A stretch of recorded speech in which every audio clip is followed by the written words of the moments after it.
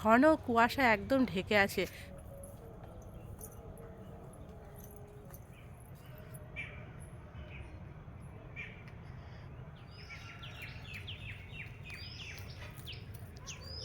বাটা চিংড়ি পটল মাছ।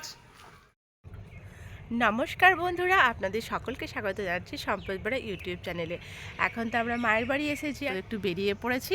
একটু বেগুন হোক, ফুলকপি বা সর্ষে শাক নিয়ে যাব, দিয়ে টাটকা টাটকা সর্ষে শাক রান্না করা খেতে খুবই ভালো লাগে। তার জন্য আমরা একটু বেরিয়ে পড়েছি। আর সকাল সকাল তো সেভাবে উঠে হাঁটা হয় না, তার জন্য আজকে উঠে পড়েছি সকাল সকাল। আর যেহেতু সম্পদকে মা দেখছে, আমি আর সম্পদ বাবা বেরিয়ে পড়েছি। পিছনে ব্যাকগ্রাউন্ডটা দেখুন, ঘন কুয়াশা একদম ঢেকে আছে। মানে ভাবতে পারছেন যে এইদিকে এত ঠান্ডা, মানে আমি তো একটা চাদর প্লাস সোয়েটার পরেছি, তাও যেন মনে হচ্ছে হাত পা কনকন করছে। গ্রামের পরিবেশটা আপনাদেরকেও ঘুরে দেখাবো। বন্ধুরা, এই যে বাগানটা চাষ হয়েছে, যেটা আমি ভিডিওর মাধ্যমে দেখাচ্ছি, এই বাগানটা হচ্ছে ফুলকপির বাগান।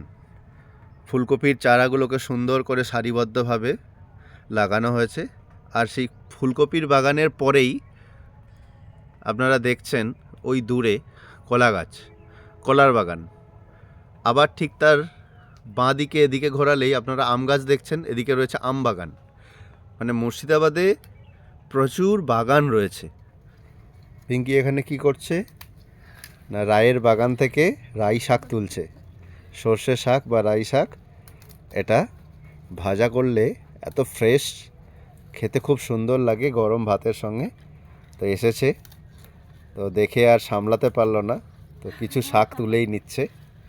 তো দেখুন, এবারে এটা নিয়ে গিয়ে গরম ভাতের সঙ্গে খাওয়া হবে, রান্না হবে।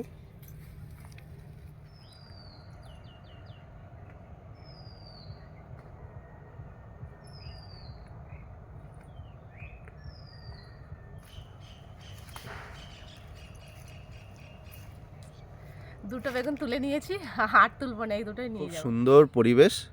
তো দেখুন, এরকম অনেক শাকসবজির চাষ হয়, পাশাপাশি লিচু বাগান, আম বাগান এইসব রয়েছে।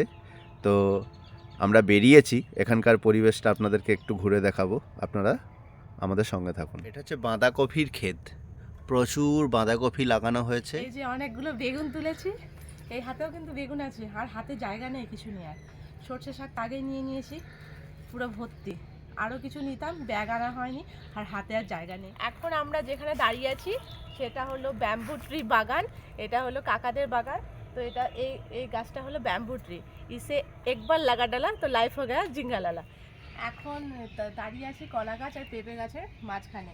তো কলা গাছে তো কলা যেহেতু ছোটো ছোটো হবে না নেওয়া, পেঁপে গাছ থেকে একটা পেঁপে নেওয়ার ইচ্ছে আছে। তো পারার মতো কিচ্ছু নেই, গাছটাকে নড়িয়ে নড়িয়ে পারবো। আপনারা দেখুন কীভাবে এসে আমি আর সম্পদে আমার পেঁপে নিয়ে যাচ্ছি।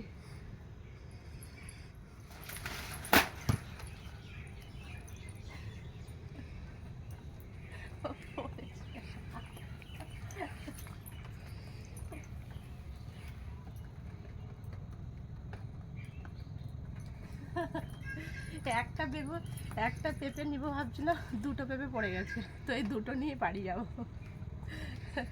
অনেক কিছু নেওয়া হয়ে গেল। এই যে পেঁপে, মিষ্টি কুমড়োর বাগান, মিষ্টি কুমড়ো গাছ, কত সুন্দর সুন্দর কুমড়ো ফুল হয়ে রয়েছে, দেখতে কত ভালো লাগছে।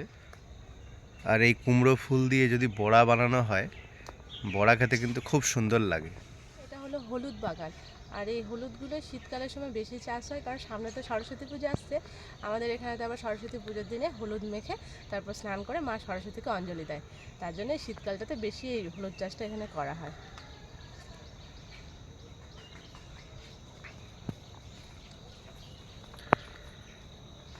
ফাইনালি আর জায়গা নেই, যতটুকু জায়গা ছিল ফুলফিল হয়ে গেছে।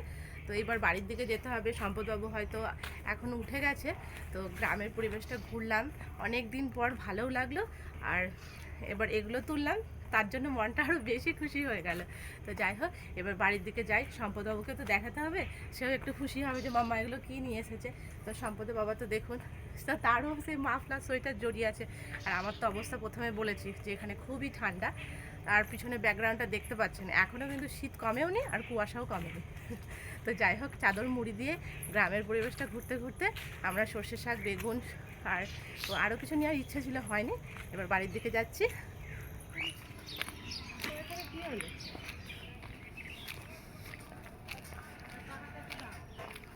রাস্তার ধারে হাঁটতে হাঁটতে দেখলাম সারিবদ্ধভাবে বাসক পাতার গাছগুলো লাগানো রয়েছে।